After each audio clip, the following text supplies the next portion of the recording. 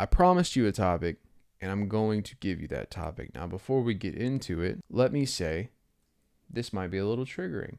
It is going to involve some things that could be considered self-abuse or self-neglect. I don't need it.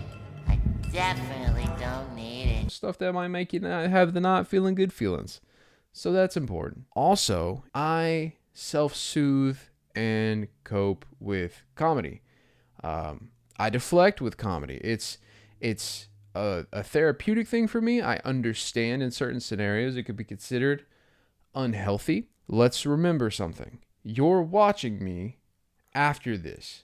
We're not having the conversation actively. I'm giving you the topic and I want you to talk to me about it in post. This is not the best parts of my life, of my story.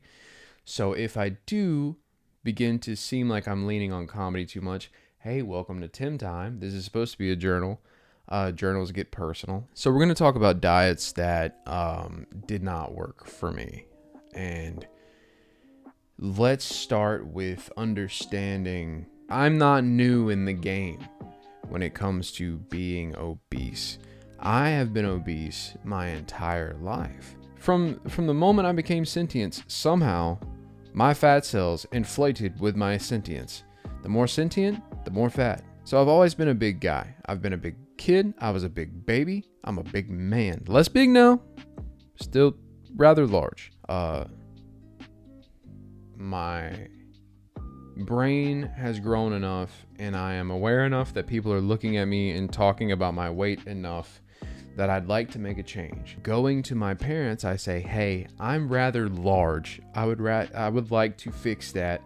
I feel bad. I'm like 11. I should not give a shit that I'm rather large. We don't live in that kind of world. We get on the shakes. I'm not talking about Slim Fast. If I could find what I'm talking about, if I even remember what it looks like, I'll put it here. Nope. But it wasn't Slim Fast. But it was basically Slim Fast. I don't want to immediately just say that these shakes don't work or that they're like snake oil or something, but certain diets work for certain people. What it's supposed to be is meal replacement shakes. What it turns into when you are misguided and you have no direction or anyone to show you how to use meal replacement, they become meal additional shakes. And that's what it was. Thankfully, we couldn't afford to stay on that program very long anyway. I think I got like 2-3 months out of it. And then we were just like, oh my God, we're poor. Did we fall off the truck? Did we forget that we're poor? Holy shit. Thanks to mass media and the things that I consumed as a kid, which weren't healthy, I learned that you could just not eat or do things that would work against the fact that you just ate. Once again, not a very happy video, just the truth. So I found out some ways that you could work around eating or just not eat at all. And with the lifestyle that I led, thankfully, this is good. I had a lot of friends. I've always been very talkative and charismatic, so I've always had people in my life that were around me. Now, if I had not had that, I likely would have. The gravity of that's pretty heavy. But yeah, man, you just start eating less or the minimal. And when you are always around people, it's hard to get away with certain behaviors.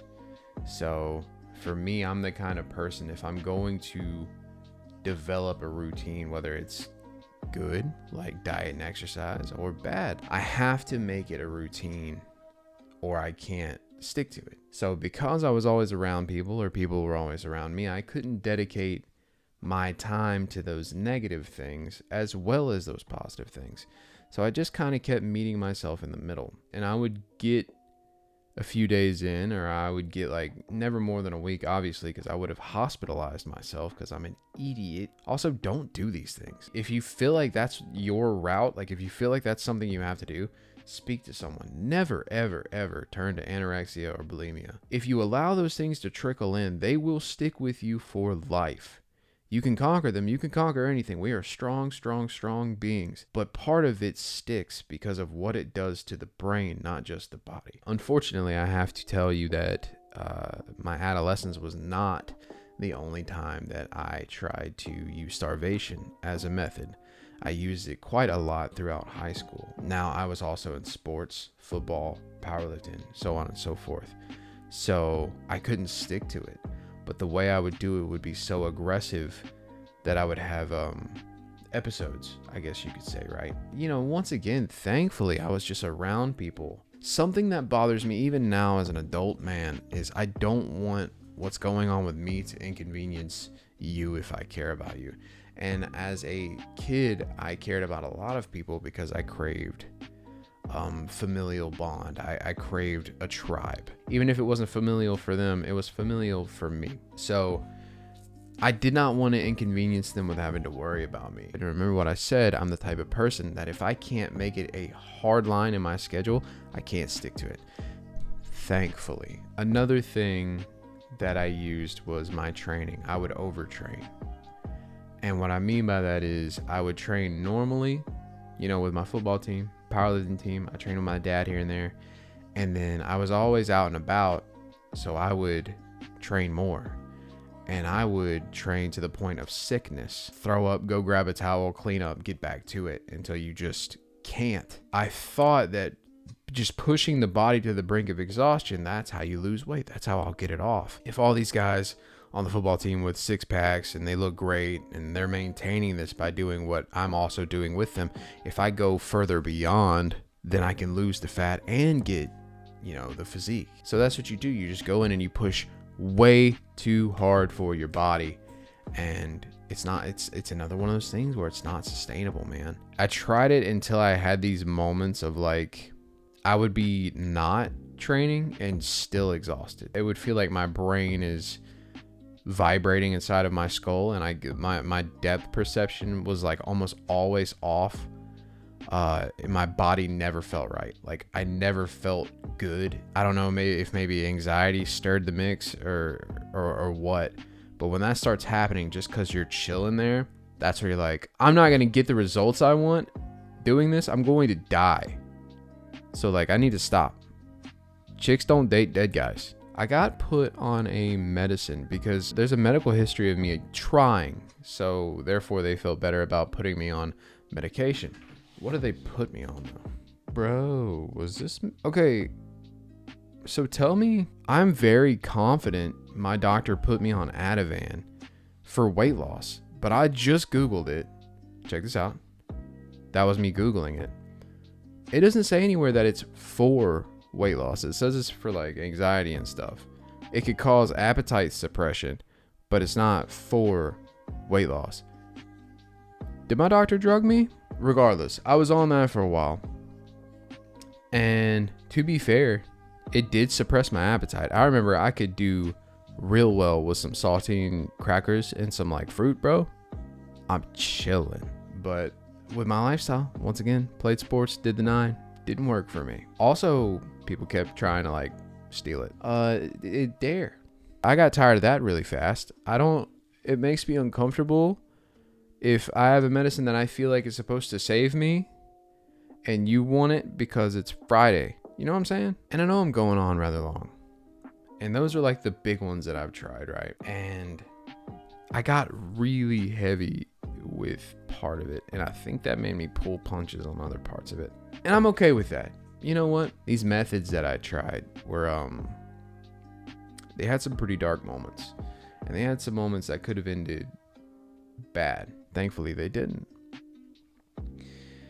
So if you're watching this and you're trying like trendy diets or stuff like that, I recommend just making sure that you have a tribe around you that will make sure you're safe, that care about you beyond weight loss or weight gain. They care about you beyond your goal. They care about you as you are in the moment. That's what matters. They need to care more about you as you are than what you want to be.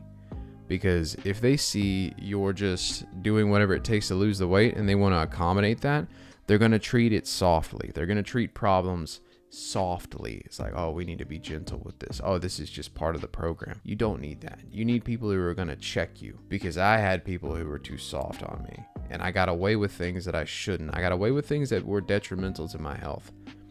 But I had just enough people who didn't give a damn about it. They loved Tim at 290 pounds, 300 pounds, 350 pounds. They loved him enough at that size that they would check him at that size. Hey, I don't care that you're trying to lose weight. This isn't healthy. That's what you need. And it sucks. It sucks to have anyone get in your way, man. I refused for a long time to let people get in my way. But when you have people that love you, you have people that love you. Make sure you have people that don't give a damn whether you want them in your way or not. I'll tell you this, the only thing that worked for me out of everything I tried, and I know I named the big ones, but there's a million other ones that I tried. You know, everybody tried keto, cut out eggs, cut out bread. There's a million that I've tried, but the ones that I named today were ones that could have very seriously hurt me. What worked for me, and what will always work for people, unless there's like a medical situation going on, is a calorie deficit that you are fluctuating and maintaining. Start from a clean slate, then go into a deficit, work that deficit, and work the deficit, and work it down and down and down, and then reset it and do it again. A calorie deficit and exercise. That works. I know you've heard it a million times on TikTok, Instagram, and all that, whatever. You can watch the 60-second reels, or you can leave a comment below if you have any questions about it, and I will actually have a conversation with you about a deficit that saved my life. Because I used to be 400 pounds. Talk to me about it. Talk to somebody in the comment section down below about it. I would love to hear your story and things that you tried. Like, I know I'm using this channel as like a journal. You can too. Trauma dump in the comments, bro. Just so what have you tried? Did it work? Did it not work? If it didn't work, how did you recognize it not working? Me, it always took a crazy scenario for me to realize that it just wasn't going to work. I'm very, very prideful and very, very stubborn. I will not give up on it until the wheels fall off. And sometimes those motherfuckers fell off. Anyway, I look forward to hearing from you about it. And if you're still doing things that aren't necessarily above the board in terms of being healthy, I hope you hear this video and it convinces you to stop and try a different way. Or I hope someone that loves you stops you and helps you find a different way. You should never have to hurt yourself to get into shape. You should push yourself, and you should work hard, and you should be diligent and consistent. But you should never, ever, ever have to sacrifice your health or jeopardize your mortality to get in the body you want to be in. Let me end this by telling you something that I myself had to learn. You cannot reach the physique you want if you kill yourself to get to it. You have to play it safe. So stay safe, and let me know if you liked the video or not. Because I've been Tim. This has been my time, and you've been watching Tim Time. And I hope you'll like and subscribe, or just roast me in the comments below. Just be nice to the people that are sharing their experiences. That's all I care about. And I'll see you on the next one.